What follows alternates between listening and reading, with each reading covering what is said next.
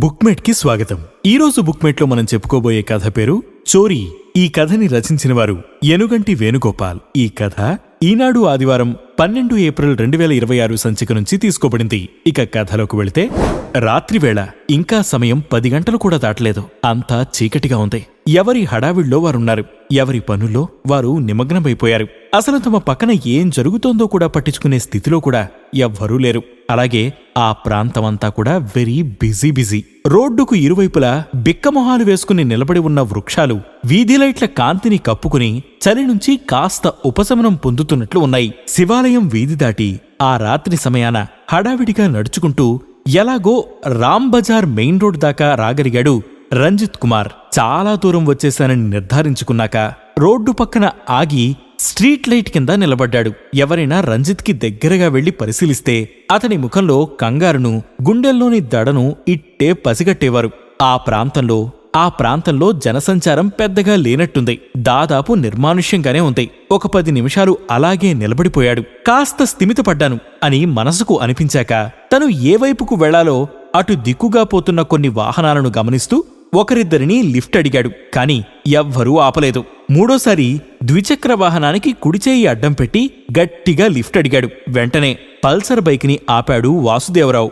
రంజిత్ బండి దగ్గరకు రాగానే లిఫ్ట్ ఇస్తాను, బట్ ఒక చిన్న కండిషన్ అంటూ షరతు విధించాడు. తలూపుతూ సరే చెప్పండి అని అడిగాడు రంజిత్. వాస్తవానికి ఈ చల్లని రాత్రి సమయంలో వెచ్చగా ఉంటుందని ఓ 2 పెగ్గులు వేయడానికి బార్ వైపు వెళుతున్నాను.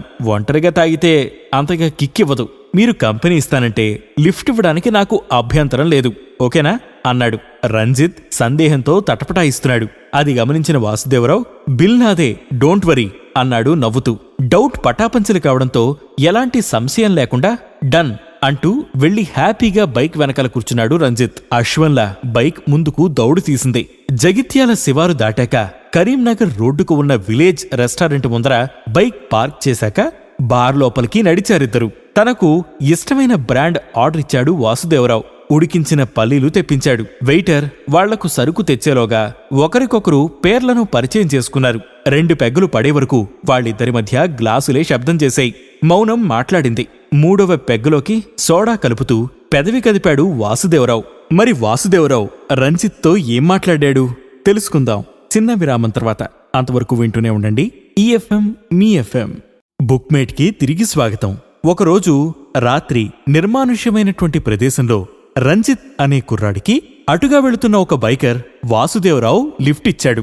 అసలు ఈ రంజిత్ మరియు వాసుదేవరావు ఎవరు? ఆ సమయంలో రంజిత్ అక్కడ ఏం చేస్తున్నాడు? ఈ విషయాలన్నీ తెలుసుకుందాం పదండి. ఈ సమయంలో మీరెక్కడి నుంచి వస్తున్నారో చెప్పనేలేదు అంటూ అన్నాడు వాసుదేవరావు. బదులుగా సన్నగా నవ్వాడు రంజిత్. చెబితే నమ్మరు అన్నాడు 2-3 పల్లీ గింజల్ని నోట్లో వేసుకుని నములుతూ. చెప్పాక తప్పక నమ్ముతా, నేనొక దొంగను అంటూ తాపీగా బాంబు విసిరాడు రంజిత్. ఎదురుగా కూర్చున్న వ్యక్తిలోని ఫేస్ ఫీలింగ్స్ చూద్దామని వాసుదేవరావు ముఖంలోకి తొంగి చూస్తూ చేత్తో మందు గ్లాసు పైకెత్తిన వాసుదేవరావు ఒక సిప్ చేశాడు. దాన్ని టేబుల్ మీద పెడుతూ నేను నమ్మను అన్నాడు. రంజిత్ ఊహించినట్టు తన వదనంలో ఎలాంటి భావోద్వేగాలకు చోటివ్వకుండా నమ్మరని ముందే చెప్పాగా అంటూ తన ప్యాంటు జేబులోకి చెయ్యి పోనిచ్చి సుమారు 6 తులాల బరువుంటుందేమో బంగారు గొలుసుని బయటికి తీసి చూపించాడు. వావ్, ఫ్రెష్ గా ఇప్పుడే దొంగతనం చేశారా? చిన్నపిల్లాడిలా ఉత్సాహం ప్రకటించాడు పెద్ద పెద్ద మీసాలతో ఉన్న వాసుదేవరావు. రంజిత్ దాన్ని తిరిగి జేబులోకి నెట్టేస్తూ చేసిన పాపం చెబితే పోతుందంటారు అనుకుంటూ గర్వంగా తల ఊపాడు. అవునన్నట్టు. ఎందుకో హఠాత్తుగా ఎవ్వరికీ చెప్పరుగా ఈ విషయం అనుమానంగా ప్రశ్నించాడు రంజిత్. నాకేం పని? అనుకోకుండా కలిసాం, కాసేపయ్యాక విడిపోతాం అంతేగా. స్వయంగా పోలీసులు అడిగినా లీక్ చేయను నమ్మకం కలిగించాడు వాసుదేవరావు. రంజిత్ హాయిగా ఊపిరి పీల్చుకుంటూ ఒక్క గొక్కలో సగం గ్లాసు మందు ఖాళీ చేశాడు. అతడి స్పీడ్కి వాసుదేవరావు ఆశ్చర్యపోతూనే నాకు దెయ్యం కథలన్నా దొంగతనం సంఘటనలన్నా భలే ఇష్టం, చెబితే సరదాగా టైం కూడా గడుస్తుంది కదా అన్నాడు చెప్పమన్నట్టు. మరి రంజిత్ వాసుదేవరావుకి ఏం కథ చెప్పాడు? అది కథ నిజమా? తెలుసుకుందాం చిన్న విరామం తర్వాత. అంతవరకు వింటూనే ఉండండి ఈఎఫ్ఎం మీ ఎఫ్ఎం.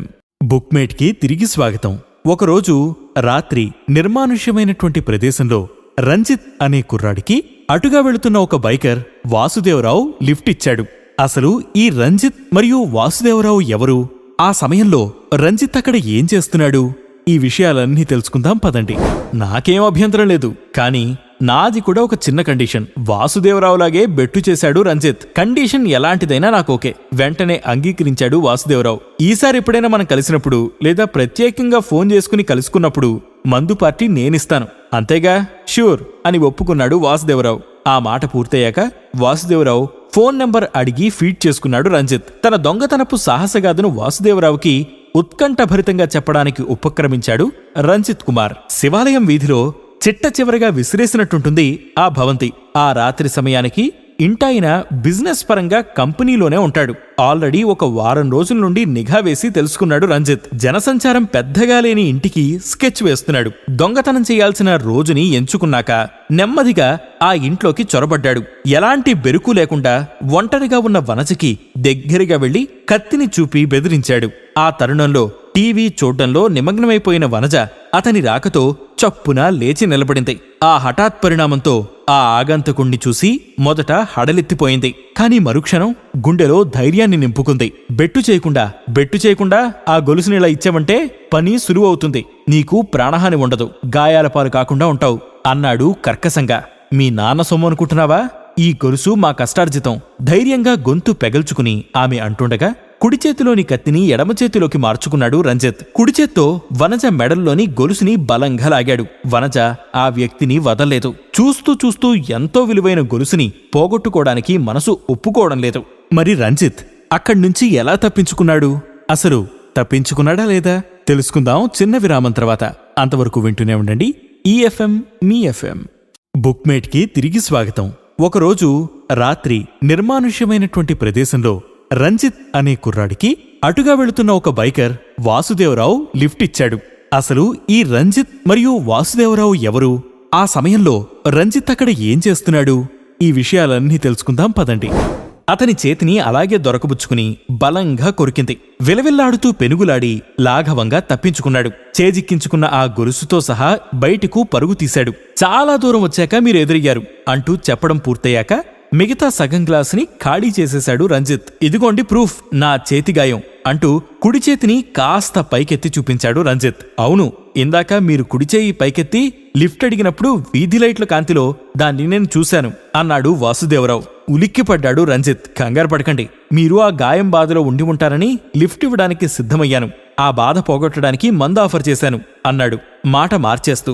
ఏదీ దాచుకోకుండా నేను నిజాయితీగా నా గురించి చెప్పాను. ఇంతకీ అసలు మీరెవరో చెప్పలేదు. పైగా మనం మరొకసారి కలుసుకోవాలనుకుంటున్నాం కదా అన్నాడు రంజిత్. మరి దానికి వాసుదేవరావు ఏం సమాధానమిచ్చాడు? మరి తర్వాత కలుసుకోవడానికి వాసుదేవరావు ఒప్పుకుంటాడా? తెలుసుకుందాం చిన్న విరామం తర్వాత. అంతవరకు వింటూనే ఉండండి ఈఎఫ్ఎం మీ ఎఫ్ఎం.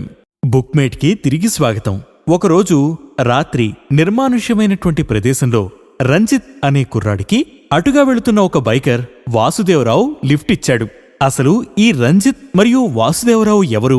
ఆ సమయంలో రంజిత్ అక్కడ ఏం చేస్తున్నాడు? ఈ విషయాలన్నీ తెలుసుకుందాం పదండి. మీరిందాక దొంగతనం చేసి వచ్చిన ప్రాంతంలో పెద్దగా జనసంచారం ఉండదు కదా? నిజమే చెప్పారు. జనసంచారం ఎక్కువగా లేని ఇంటినే నేను టార్గెట్ చేసుకుంటాను.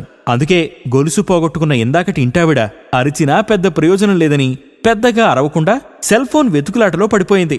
నేను బయటకు పరిగెత్తుకుంటూ వస్తుంటే అంటూ కాస్త బిగ్గరగా నవ్వాడు రంజిత్. యు ఆర్ రైట్, అది వాస్తవమే. ఫోన్ కోసం వెతికిన ఆ బాధితురాలు పోలీసులకు ఫోన్ చేసి ఉంటుంది, లేదా తన భర్తకి కాల్ చేసి చెప్పుంటుంది. ఓటీటీలో వచ్చిన ఓ సినిమాలో ఇలాంటి సన్నివేశం ఒకటి చూశాను అన్నాడు వాసుదేవరావు. ఆ దర్శకుడి స్క్రిప్ట్లో పెద్దగా ట్విస్టే ఉన్నట్టు ఎవరైనా అలాగే కదా చేస్తారు. భుజాలు ఎగరేశాడు రంజిత్. ఇంకా సినిమాలో సన్నివేశాలకి కొనసాగింపు చెప్పాలంటే ఆమె ఫోన్ కాల్ అందుకున్న పోలీసులు వెంటనే ఘటనా స్థలానికి చేరుకున్నారు. చాలా వేగంగా దర్యాప్తు ప్రారంభించారు. ఆ పరిసర ప్రాంతాల్లోని సీసీటీవీ ఫుటేజ్లను నిశితంగా పరిశీలించారు. వాటిల్లోంచి ఆ దొంగ ఫోటోని సేకరించారు. దాన్ని సిటీలోని తమ స్టాఫ్ వాట్సాప్ గ్రూపుల ద్వారా ఇతర పోలీసులకు పంపించారు. చాలా గమ్మత్తుగా ఉంది. బహుశా మీరు చెబుతున్నది ఏదైనా మలయాళ సినిమాలోని సీన్ అయి ఉంటుంది. ఎందుకంటే మలయాళ మూవీల్లోనే ఇలాంటి ఇన్వెస్టిగేషన్స్ ఉంటాయి, సహజంగా తీస్తుంటారు. అవే నేను చేసే దొంగతనానికి ఇన్స్పిరేషన్ అని అన్నాడు రంజిత్. సరే, ఆ తర్వాత ఏం జరిగింది? చాలా ఆసక్తి కనపరిచాడు రంజిత్. దానికి వాసుదేవరావు ఏం సమాధానం చెప్పాడు? అసలు వాసుదేవరావు ఎవరు? తెలుసుకుందాం చిన్న విరామం తర్వాత. అంతవరకు వింటూనే ఉండండి ఈఎఫ్ఎం మీ ఎఫ్ఎం. బుక్మేట్కి తిరిగి స్వాగతం. ఒకరోజు రాత్రి నిర్మానుష్యమైనటువంటి ప్రదేశంలో రంజిత్ అనే కుర్రాడికి అటుగా వెళుతున్న ఒక బైకర్ వాసుదేవరావు లిఫ్ట్ ఇచ్చాడు. అసలు ఈ రంజిత్ మరియు వాసుదేవరావు ఎవరు? ఆ సమయంలో రంజిత్ అక్కడ ఏం చేస్తున్నాడు? ఈ విషయాలన్నీ తెలుసుకుందాం పదండి. డ్రింకింగ్ ఆపి కంటిన్యూ చేశాడు వాసుదేవరావు. సరిగ్గా అదే సమయంలో ఏదో పని మీద మఫ్టీలో అటువైపు వెళుతున్న ఎస్ఐ గౌతమ్ కుమార్ను ఒక అపరిచితుడు చెయ్యి చూపి లిఫ్ట్ అడిగాడు. అతడి చేతిపైన ఎవరో కొరికినట్టు గాయం ఉండడం ఆ ఎస్ఐ గమనించాడు. ఒక్క సెకండ్ అంటూ సెల్ ఫోన్ ఓపెన్ చేసి వాట్సాప్ గ్రూప్ చెక్ చేశాడు. ఇందాక గ్రూప్లో వచ్చిన ఫోటో చూసి దాంతో పోల్చుకున్నప్పుడు ఆ దొంగే ఈ లిఫ్ట్ అడిగిన వ్యక్తిగా నిర్ధారించుకున్నాడు ఆ ఎస్ఐ. ఆ దొంగతనం కేసు విచారణ జరుగుతున్న పోలీసులకు వెంటనే సమాచారం ఇచ్చాడు. ఇదంతా జరిగాక అతని బైక్ వెనకాల కూర్చోబెట్టుకున్నాడు. అదిగో అప్పుడు ఇందాక అచ్చం తనకు జరిగినట్టుగానే వాసుదేవరావు పూసగుచ్చినట్టు చెబుతుంటే ఎక్కడో ఏదో తేడా కొట్టినట్టు అనిపించింది రంజిత్ కుమార్కు. కూర్చున్న చోట నుంచి సర్రున లేచి నిలబడ్డాడు. అప్పటికే వాసుదేవరావు వదనం చిరునవ్వుని పులుముకుంది. మీరు ఆ కథలో చెప్పినట్టు ఎస్ఐ గౌతమ్ కుమార్ కాదుగా? ఎందుకంటే వాసుదేవరావు పేరుతో మీరు నాకు పరిచయం అయ్యారు. అంతరంగం పెద్ద పెట్టున విస్ఫోటనం అవుతుంటే గాబరాగా అడిగాడు రంజిత్ కుమార్. గ్లాసుని పైకెత్తి మిగిలి ఉన్న కొన్ని డ్రాప్స్ ని నోట్లో పోసుకుని చప్పరిస్తూ ఖాళీ గ్లాసుని టేబుల్ మీద పెట్టాడు. కుడిచేతి వేళ్లతో మీసాలు దువ్వుకున్నాడు. రంజిత్ని అట్టే సస్పెన్స్ లో ముంచక ఓరగా నవ్వుతూ అవును అన్నట్టు తల ఊపాడు, ట్విస్ట్ రివీల్ చేస్తూ. అప్పటికే రంజిత్ శరీరమంతా చెమటలతో తడిసిపోయింది. గుండె కుదుపుల మధ్య ఊగిసలాడుతున్నాడు. ఇక గత్యంతరం లేక మెరుపు వేగంతో తక్షణం అక్కడ్నుంచి తప్పించుకోవాలనే ప్రయత్నంలో పాదరసంలా కదలబోయాడు. సరిగ్గా అదే సమయంలో ఆల్రెడీ ఎస్ఐ గౌతమ్ కుమార్ పంపిన లొకేషన్ ఆధారంగా బిలబిలమంటూ అక్కడికి చేరుకున్న నలుగురు పోలీసులు రంజిత్ ని చుట్టుముట్టారు.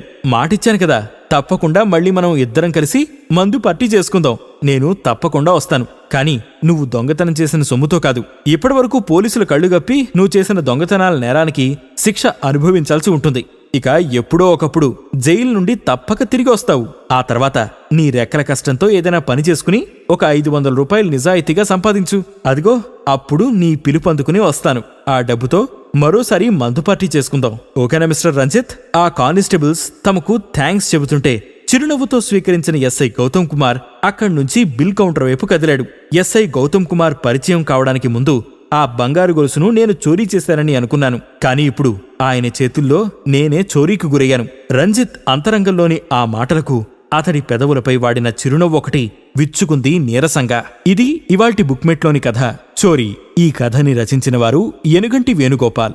ఈ కథ ఈనాడు ఆదివారం 12 ఏప్రిల్ 2026 సంచిక నుంచి తీసుకో